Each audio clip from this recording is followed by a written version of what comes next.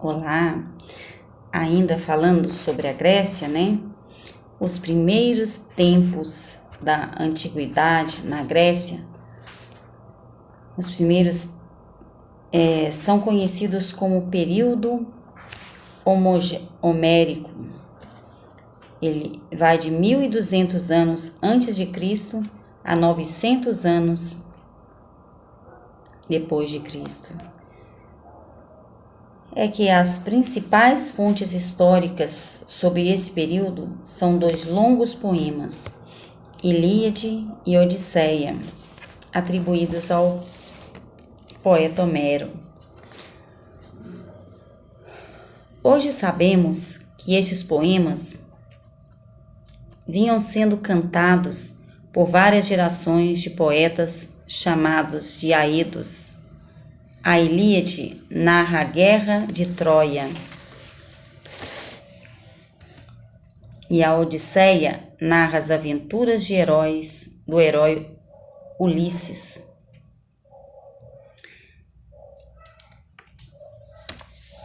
Que em sua viagem de volta a Ítica, ilha situada na Grécia, enquanto isto, os jônicos e eólios e dórios, povos que tinham parentesco com os aqueus, invadiram a Grécia. Esses quatro povos deram origem aos antigos gregos.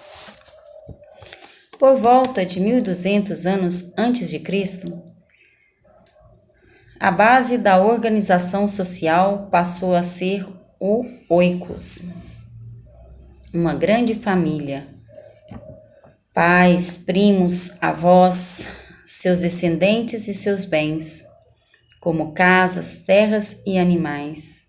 Os membros do oikos acreditavam ter um antepassado comum. A produção do oikos era voltada para a subsistência, e o que sobrava era acumulado pelo chefe. E com o passar do tempo, o chefe do maior e mais rico oikos ganhou poder, tornou-se rei e passou a governar, auxiliado por uma assembleia de guerreiros saídos dos outros grupos familiares. E esta assembleia, formada por guerreiros com igual poder de decisão, deu origem à cidade-estado grega. A cidade-estado grega era bem diferente das cidades de hoje. Era um espaço de decisão coletiva, de festividades e de culto comum a divindades. A cidade-estado grega se desenvolveu às margens do mar Mediterrâneo e em um ambiente de grandes mudanças, como a difusão do uso de ferro, a arquitetura em pedra e o cavalo de guerra, as construções monumentais, o uso da escrita alfabética, a pintura e a fabricação de artigos de bronze. A cidade-estado grega era composta de 3 elementos: um território agrícola, ocupado e explorado por famílias camponesas, que possuíam a propriedade individual da terra de onde tiravam a sua subsistência. Um núcleo urbano, que incluía templos, a praça do mercado, onde a comunidade se reunia em assembleia, oficinas de artesãos, as lojas de pequeno comércio e o porto por onde se fazia comércio com o exterior. E uma acrópole, que servia como defesa e símbolo da unidade territorial. Na Grécia, a partir do século VIII a.C., o uso do ferro na fabricação de pás, enxadas e demais instrumentos agrícolas levou a um aumento na produção de alimentos. Com isso, a população cresceu e, consequentemente, houve necessidade de mais terras para o cultivo. Ocorre que a maior parte das terras férteis pertenciam aos grandes proprietários. Além disso, os pequenos proprietários que não conseguiam esperar o tempo necessário ao crescimento das árvores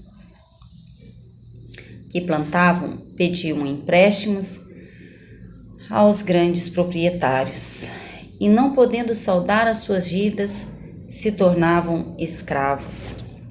Muitas terras nas mãos de poucos, escravização por dívidas e o interesse em obter ferro, material raro na Grécia, estimularam os gregos a buscar terras em áreas distantes. Então os gregos buscaram as margens do rio Mediterrâneo e do Mar Negro e lá fundaram dezenas de novas cidades, as colônias. As principais cidades-estados gregas eram Atenas e Esparta. Atenas foi fundada pelos jônios por volta do século X a.C., numa colina a poucos quilômetros do mar. Como a região possui bons portos naturais, os atenienses desde cedo voltaram-se para a pesca, a navegação e o comércio marítimo. Inicialmente, Atenas tinha um rei, mas o poder, de fato, estava nas mãos da aristocracia ateniense. Os eupátridas, que em grego quer dizer bem-nascidos, somente eles podiam ocupar cargos públicos. Insatisfeitos com essa situação, os artesãos, comerciantes e soldados passaram a exigir a participação na vida política da cidade. Já os pequenos proprietários queriam o fim da escravidão por dívidas. Para contornar a situação, em 594 a.C., o legislador efetuou uma reforma. O legislador Solon suprimiu a escravidão por dívidas entre os cidadãos atenienses. Dividiu os cidadãos em 4 categorias, de acordo com o grau de riqueza agrícola. Estabeleceu que só os mais ricos podiam ocupar cargos importantes no governo. Dessa forma, os privilégios que antes cabiam aos bem-nascidos passaram a ser reservados aos mais ricos. O critério de riqueza substituiu o de nascimento. No entanto, apesar da reforma de Solon, a terra continuou nas mãos de poucos e a participação política manteve reduzida. Com isso, os conflitos sociais continuaram violentos. A partir de 508 a.C., o político Clístenes promoveu uma série de reformas populares que asseguravam a participação dos cidadãos no governo da cidade. Nascia assim a democracia ateniense. A palavra democracia é a junção de demos, povo, e kratos, poder. O poder do povo. Os principais órgãos da democracia ateniense eram a Assembleia do Povo, votava as leis, escolhia os magistrados e decidia em que gastar o dinheiro público. Dela faziam parte todos os cidadãos de Atenas.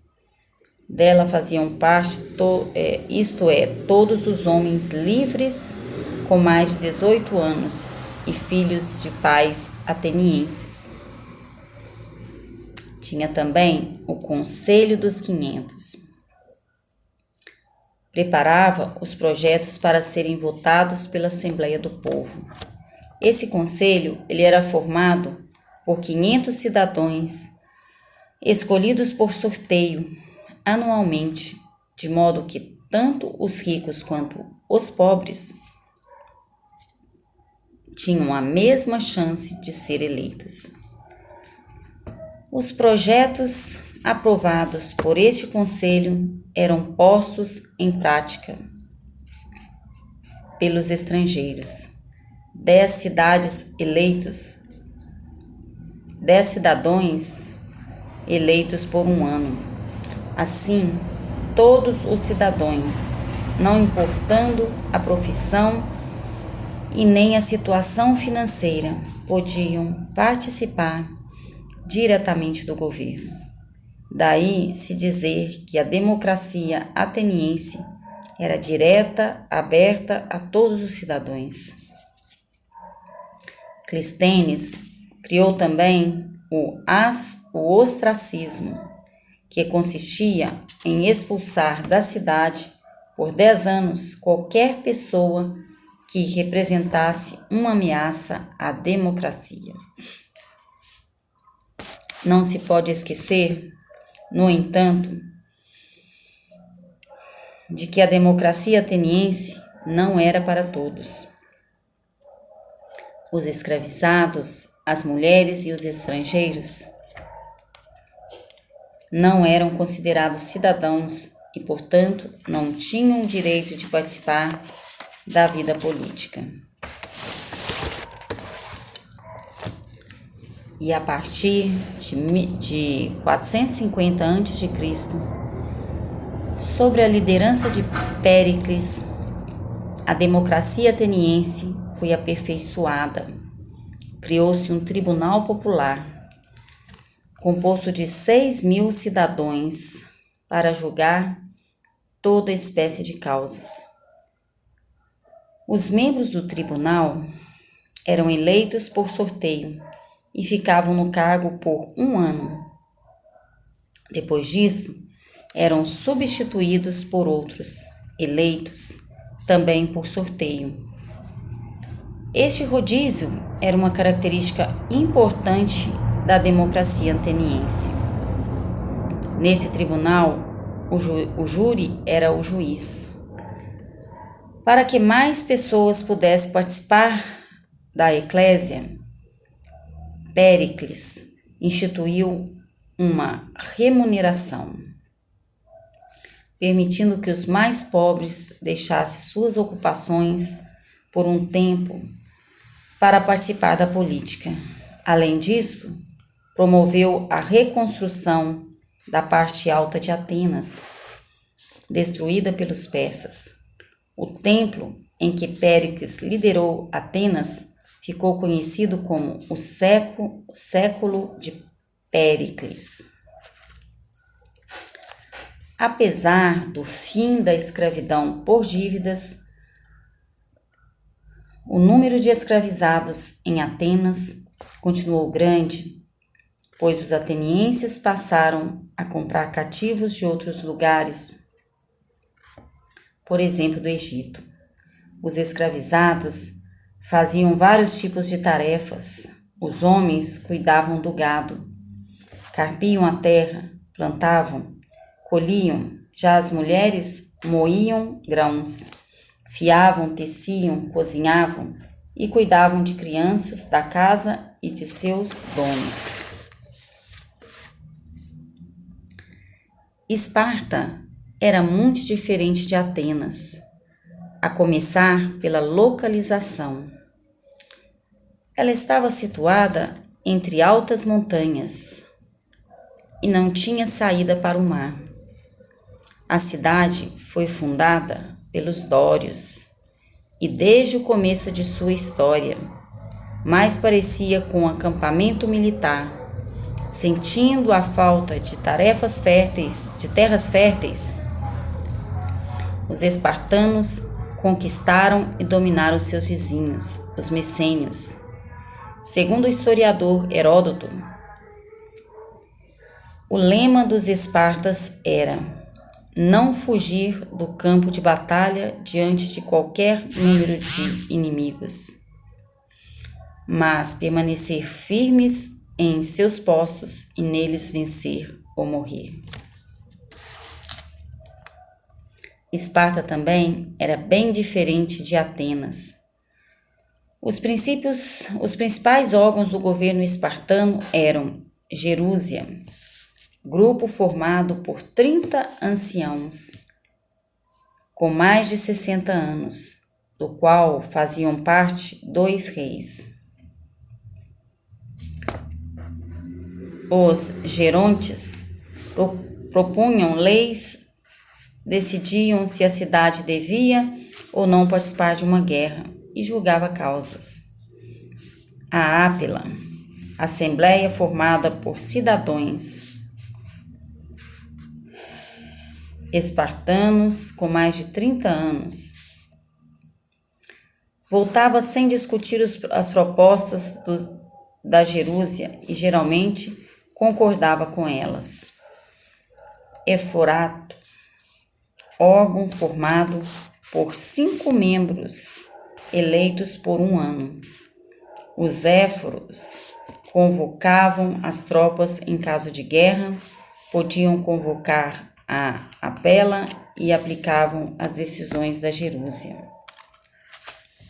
Por essas características, o governo de Esparta pode ser definido como uma oligarquia, palavra de origem grega que quer dizer governo de poucos, ou governo exercido por uma minoria.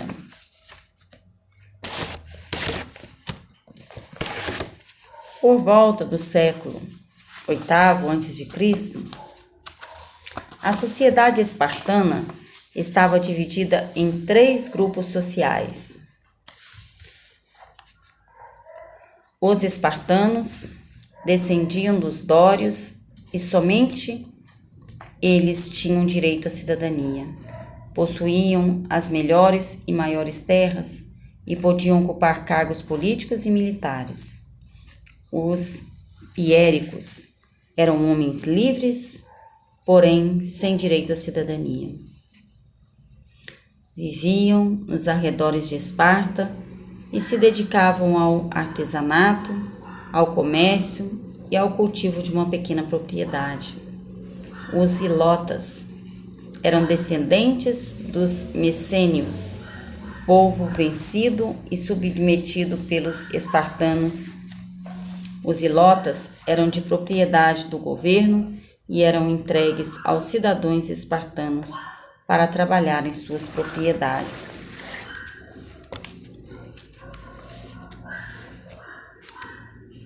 Os gregos, assim como outros povos antigos, acreditavam em vários deuses e eram, portanto, politeístas.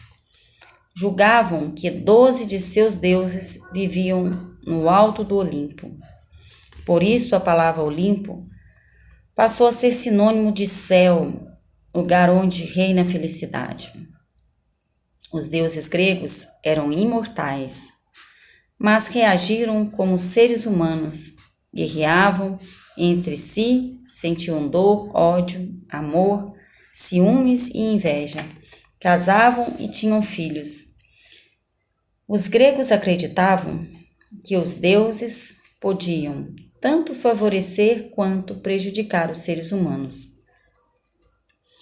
Por isso, quando queriam agradar a um deus ou uma deusa, ofereciam-lhe presentes e orações. Zeus era o mais poderoso dos deuses gregos, e a esposa de Zeus chamava-se Hera, e o filho do casal tinha o nome de Ares. Outro importante deus do Olimpo era Ártemis, deusa da caça, Afrodite, deusa do amor, Poseidon, deus dos mares, Atena, deusa da sabedoria, Deméter, deusa da fertilidade, Apolo, deus da música, Hefesto, deus do fogo, Hermes, deus mensageiro, e Estia, deusa dos lares. Cada cidade grega cultivava seus deuses e construía templos e santuários. especialmente para eles. E ao longo do ano, os gregos faziam festas religiosas com procissões, cultos, oferendas aos deuses da cidade para obter favores. Por isso se diz que a religião grega era uma religião cívica. Alguns templos tinham oráculos, um sacerdote, uma sacerdotisa, que orientava quem vinha pedir um conselho ou saber do futuro. No oráculo de Delfos, por exemplo, era uma sacerdotisa, a Pítia, que transmitia às pessoas os conselhos e orientações dadas pelo deus Apolo. Os gregos também cultuavam heróis. Herói era o filho de uma divindade, com um mortal ou uma personagem admirada e respeitada pelos seus feitos.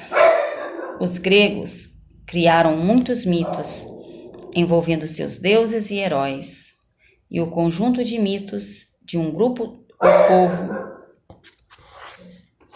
recebe o nome de mitologia. A mitologia grega ela é rica e variada. Seu estudo ajuda a compreender o modo de viver e de pensar do povo grego. Os Jogos Olímpicos motivavam também milhões de pessoas ao redor do mundo. Hoje em dia, foram uma criação dos antigos gregos. O primeiro deles aconteceu há 776 a.C., na cidade de Olímpia. Os jogos eram uma homenagem a Zeus e ocorriam de 4 em 4 anos. Quando se aproximava a data de realização, as guerras eram interrompidas pelos gregos. Homens das mais variadas profissões e mais diferentes cidades viajavam para Olímpia a fim de participar daquele grande acontecimento esportivo. Os Jogos Olímpicos tinham um perfil militar e aristocrático, porque repetiam exercícios de guerra. Aristocráticos, pois o objetivo de um atleta era de destacar em honra perante os seus competidores, e a recompensa pela vitória numa competição era simbólica. Os vencedores ganhavam uma coroa feita com folhas de louro e eram recebidas com enorme entusiasmo em sua cidade natal, onde se erguiam estátuas em homenagem a eles.